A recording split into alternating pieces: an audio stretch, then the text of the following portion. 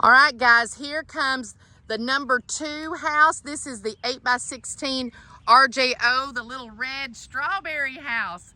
We have transformed this in to a little strawberry shack for everybody to tour. We hope you come out and see it.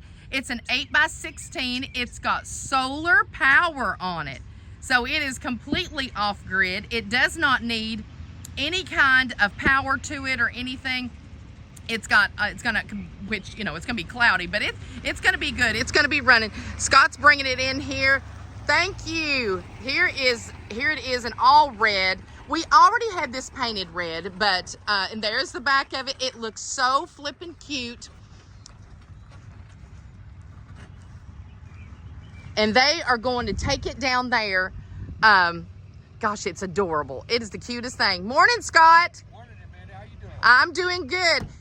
They were walking. You probably want to check it out first. The guys, the haulers just left that put that down there, but it went really nice, and they'll show you exactly where it's supposed to go. Okay. Sounds good. Yeah, Thank you. This looks good. It looks, and the ground's solid. Yeah. It's good. All right, so Scott's going to pull it down there beside of the 12x40, the Amanda.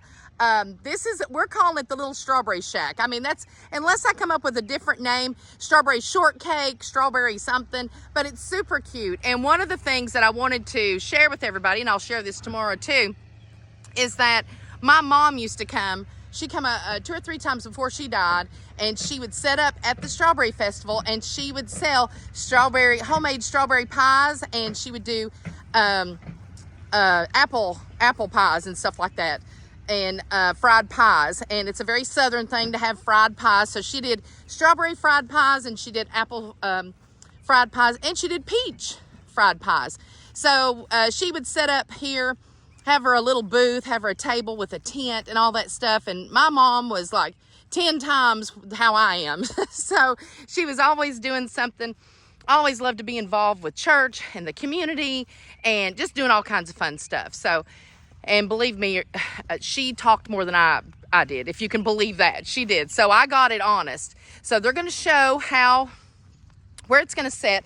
Look at everything looking so cute here. We are, thank goodness, the first ones here. We actually had to be, because there's going to be tents all in front of us here. There's going to be inflatables, and there's going to be tents, and all this is going to be full. There is 117 tents altogether.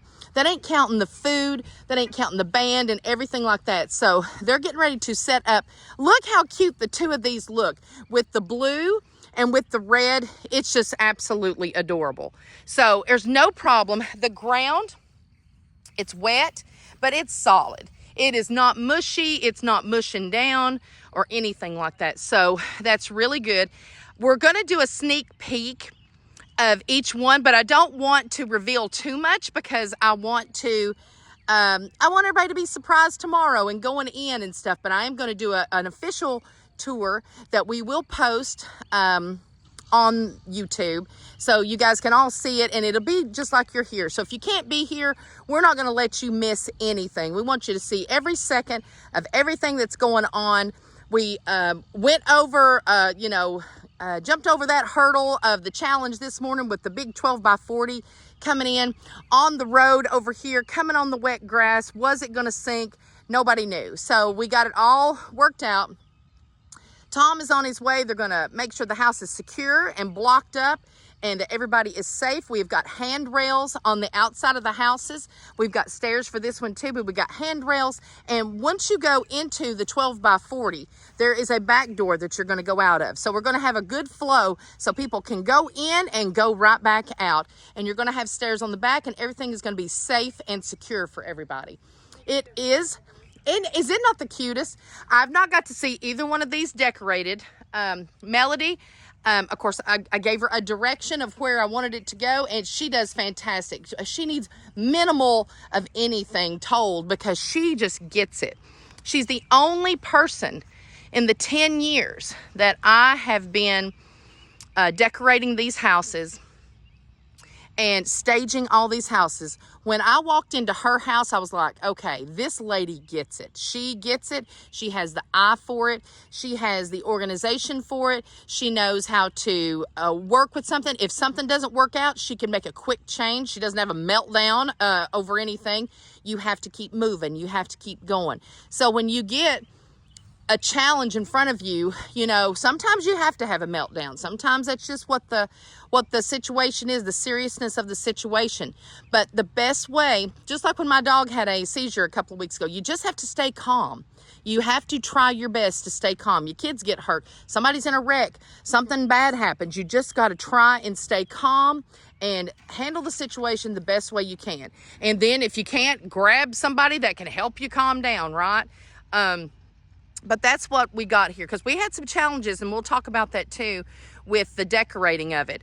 And we'll go over that with Melody and stuff like that. But she made the quick change, and it all worked out. All right, Scott's going to back it up here. There's of course, the door on the other side. Got the bay window. I think a lot of people are going to be touring, if not everybody's going to be touring these houses, right? Super adorable, especially if you have never been in a tiny home. You are going to be pleasantly surprised at how big they are inside. It's just like I have a smart car. One of the vehicles that I have is a smart car. Everybody that gets in that car, like, my gosh, there's just so much room. I didn't realize there's this much room and how comfortable it feels. Way more than what you would ever think. Same thing for the tiny houses. When you go into the 8x16, you're going to say, you know what? I could do this. I absolutely could do this. These homes are not made to live in like a regular home, okay? You do have to make hard choices of like, okay, am I gonna keep Mama's sewing machine? Am I gonna keep that hutch, that cabinet? There's a time and a place for those things. If you're gonna go tiny, if you wanna live free, if you want to not have a mortgage, you wanna get this house, live affordably, don't have these big expenses on you, make the hard choices, make the hard cut. Say, hey, listen, this has got to go, this has got to go. Let me give this to my granddaughter. Let me donate this to a church. Let me sell it and fund my tiny home journey. You know, let me get rid of these things. Let me take pictures of it, enjoy them, put them in an album, put them in a photo.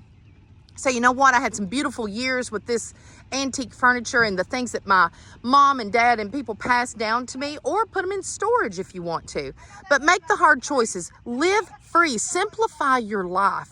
That's what we're trying to get across. And it's affordable housing. You cannot go anywhere now and get a brand new home. These are brand new built homes. We build these here. The Amanda is built in Kentucky. We have an Amish community that we are in contract with, and we are partners with them in the sense of, you know, they're basically subcontractors. But Randy has worked with them and taught them how to build our homes. They knew how to build minimally, just like, you know, basic building. He taught them. We have a system. We have a certain way we build. You can't just walk in off the street and know how to build these homes. These are incredible tiny homes. These are our designs. These are our tips and tricks. This is designs that Randy sketched and created on his own. I had input on it.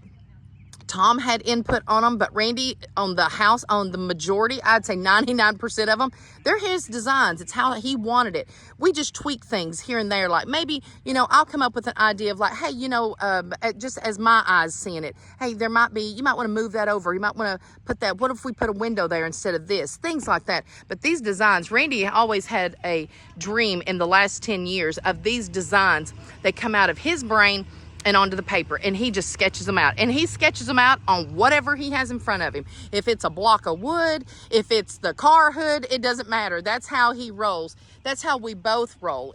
You have to, as you think of it, put it down somewhere.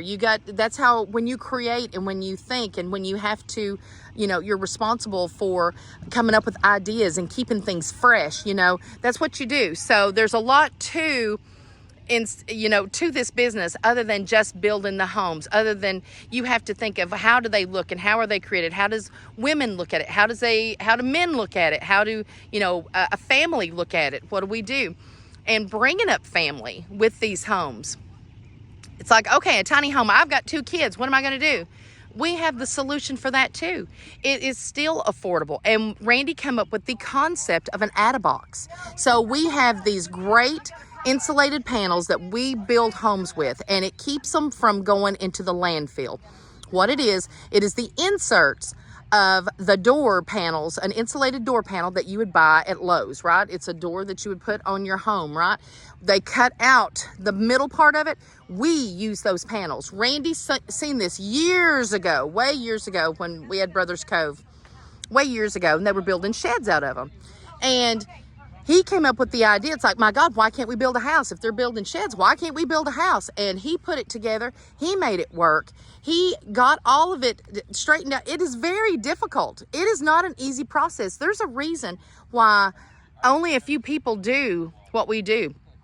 We are the leading company of tiny homes, and we are the leading company of communities. We are the largest community in America. We got that title last year. We didn't even know that till a couple of months ago. But we take the panels. This right here is a panel home. You would not know that. That is an all-wood, stick-built home. This is a panel home right here. This is built in the factory. This is built on the assembly line right here. This one is built in Kentucky with our Amish over there, with our contracted Amish. They do a fantastic job. We have the houses we've visited up there. Randy went up there multiple times to keep them going. We actually have an employee that we have up there that lives up there and stays with them and manages them, because the Amish have certain challenges, right? They don't do some modern things. They definitely don't do electricity. They don't do phones. They don't do computers. They don't watch TV, nothing like that. So how did they find us? How did they even know about us? Well, I guess they have, they hire people to help them. Like if they have to do a long trip and go somewhere, they have to hire somebody. They have to hire a driver. They have to, hire people to call people for them and things like that. So there's certain things they can't do with their religion, right? So what they do, I think it was a lady, it could have been one of the guys, I can't remember, but it was somebody, either one of the drivers or one of their secretaries or something like that, that actually is allowed to use the phone and things like that. They're not Amish or not in their group, saw us on YouTube, and they came down, loaded up, the Amish got loaded up, and they drove them down to Newport and toured our factory, and they said, hey, we want to build homes for you. We want to do that. And Randy, it was a challenge. I mean, you can't just pick up the phone and call these guys.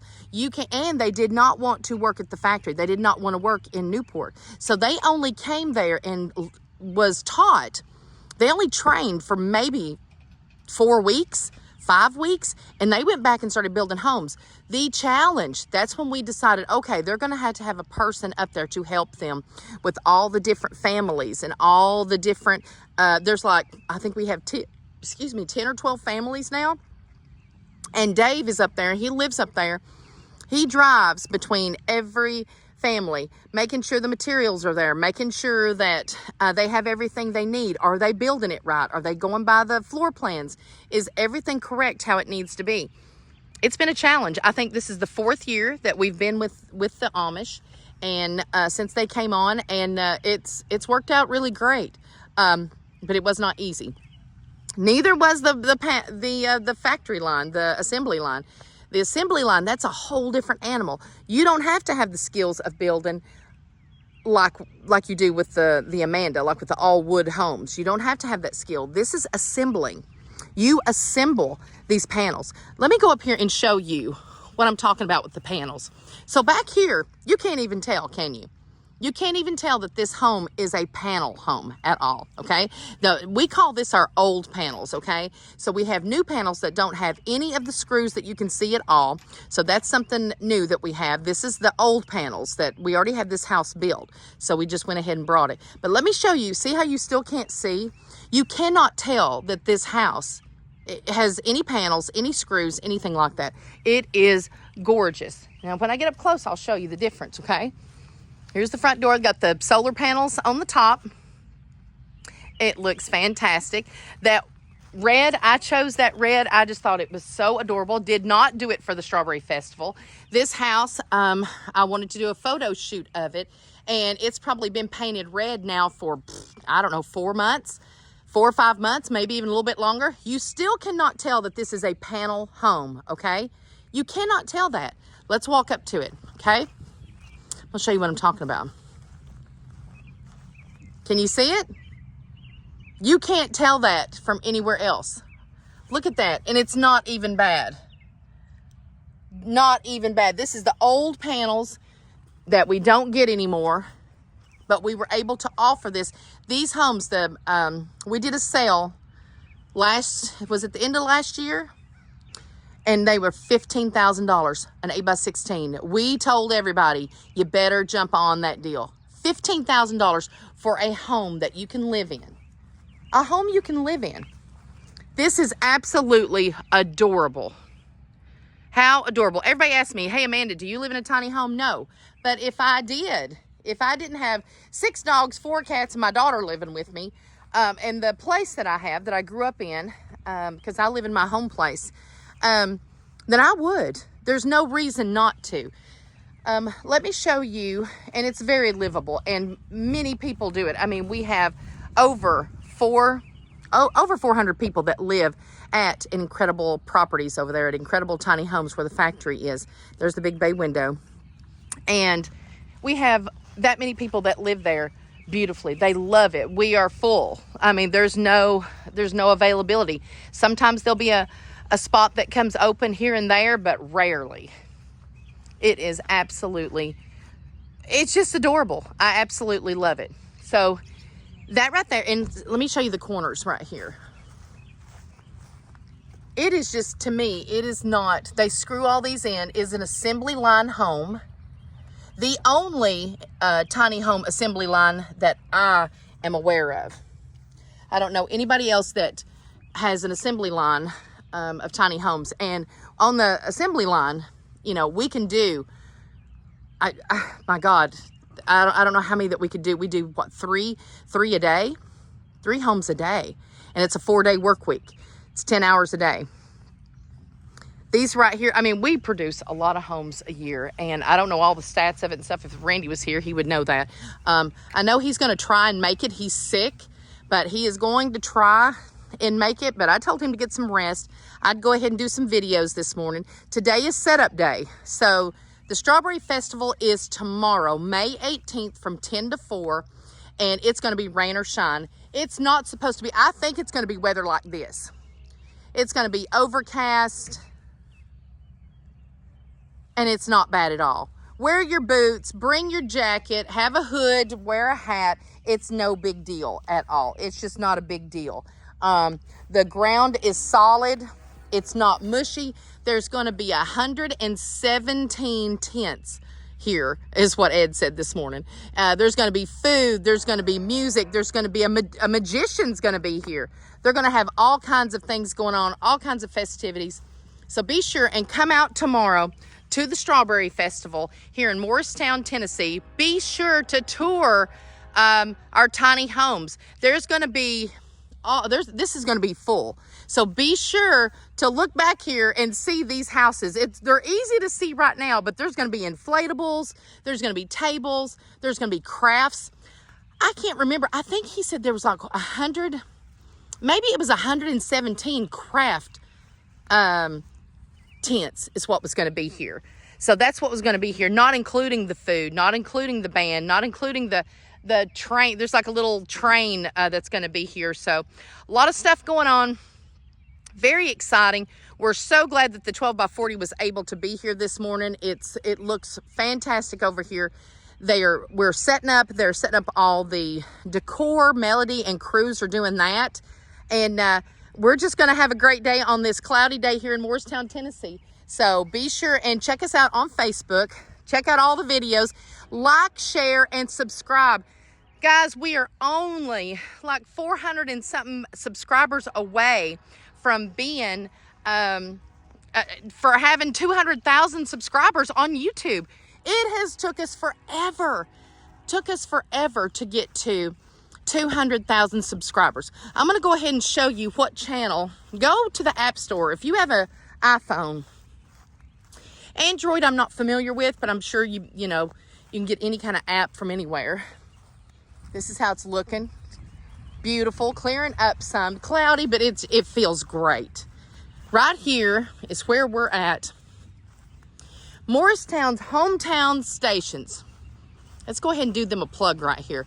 WCRK FM 105.7, Country Legends 93.3, and it's got WMTN also, that's on the AM. And this is where we're at. This is where Randy and I, the other day, did our commercials. So we did the Strawberry Festival commercial, which is running right now. They're running it hard on there. Oh, 93.3 AM 1300 on there, and AM 1150. So we must use everything on there. But this is where we were at. Had a great time. We want to thank Ed at WCRK for letting us come and do the do the commercials. It was a lot of fun. Thank you guys for having the Strawberry Festival. Thank you, Jacqueline, for reaching out to us. We had come here years ago. Randy and I did a commercial years ago. My gosh, we were still at Inca at that time. But be sure, and I just want to thank Jacqueline for reaching out to us and getting us, interested in this and to come over here. So thank you so much. I'll come back whenever we got some more stuff going. I'm going to go inside and do some sneak peeks for you. I don't know, may end up and tour the whole thing. It's going to be hard not to see the whole thing, right? So, I don't know. So, we'll give you a sneak peek, and we'll be back with you soon.